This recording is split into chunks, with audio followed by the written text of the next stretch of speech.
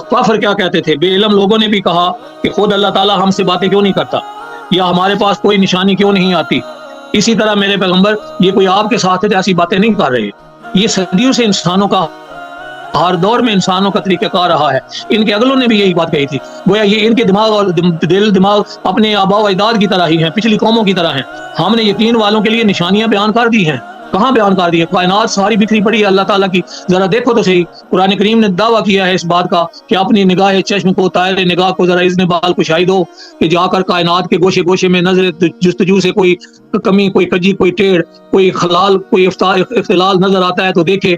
نگاہیں گوشے چشم میں واپس لوٹ آئیں گی، لیکن اسے کوئی کمی، کوئی کجی نظر نہیں آئے گی، اور بے اختیار انسان کو کہنا پڑے گا ربنا ما خلقت ھذا باطلا۔ اتنی نشانیاں دیکھ کے سورج چاند زمین آسمان طے بتائے، سورج چاند ستارے نگینوں کی طرح آسمان کی زینت بنے ہوئے، خود انسان اپنے نفس پہ غور کر لے، اسے سمجھ آ جائے گی خالق کائنات کیا ہے۔